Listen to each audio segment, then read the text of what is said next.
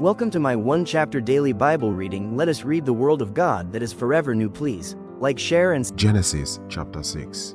When man began to multiply on the face of the land, and daughters were born to them, the sons of God saw that the daughters of man were attractive, and they took as their wife any they choose.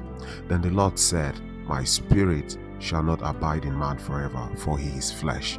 His days shall be 120 years. The Nephilim were on the earth in those days, and also afterwards, when the sons of God came into the daughters of man, and they bore children of them. These were the mighty men who were of old, the men of renown. The Lord saw that the wickedness of man was great in the earth, and that every intention of the thoughts of his heart was only evil continually. And the Lord regretted that he had made man on the earth, and it grieved him to his heart. So the Lord said, I will blot out man whom I have created from the face of the land, man and animals and creeping things and the birds of the heavens, for I am sorry that I have made them. But Noah found favor in the eyes of the Lord. These are the generations of Noah. Noah was a righteous man, blameless in his generation. Noah walked with God, and Noah had 3 sons, Shem, Ham, and Japheth. Now the earth was corrupt in God's sight, and the earth was filled with violence. And God saw the earth, and behold, it was corrupt, for all flesh had corrupted their ways on the earth. And God said to Noah, I have determined to make an end of all flesh, for the earth is filled with violence through them. Behold, I will destroy them with the earth. Make yourself an ark of gopher wood. Make rooms in the ark, and cover it inside and out with pitch. This is how you are to make it.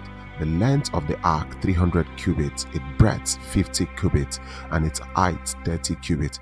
Make a roof for the ark, and finish it to a cubit above, and set the door of the ark in its side. Make it lower, second and third deck. For behold, I will bring flood of waters upon the earth to destroy all flesh, in which is the breath of life under heaven. Everything that is on the earth shall die, but I will establish my covenant with you, and you shall come into the ark with your sons, your wife, and your sons' wives with you. And of every living thing of all flesh you shall bring 2 of every sort into the ark, to keep them alive with you. They shall be male and female, of the birds according to their kind, of the animals according to their kind, of creeping things of the ground according to its kind. 2 of every sort shall come in to you, to keep them alive. Also take with you every sort of food that is eaten, and store it up. It shall serve as food for you and for them. Noah did this. He did all that God commanded. So guys, Genesis 6 is a pivotal chapter that details humanity growing wickedness, leading to God's decision to bring a flood. It introduces the mysterious sons of God and the Nephilim, and it establishes the figure of Noah as a righteous man chosen by God to build an ark and preserve life. The chapter is thematically about humanity's corruption versus the divine judgment and the preservation of new beginning through one righteous family. Key things to look at in Genesis 6 was the human wickedness. The chapter begins by describing the widespread sin and violence amongst humanity, which grieved God. Also, divine regret and sorrow. The text states God was grieved in his heart and regretted making humans due to their corruption. Also, the sons of God and the Nephilim, a mysterious passage that occurred in Genesis 6, 1-4. It describes the sons of God taking human wives, which resulted in the birth of giants known as Nephilim.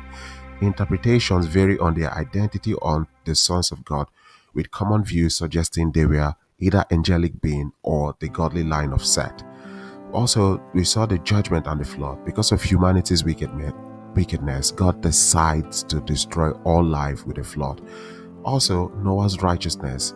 In the midst of this judgment, Noah is found to be a righteous man, blameless in his generation, and he walked with God.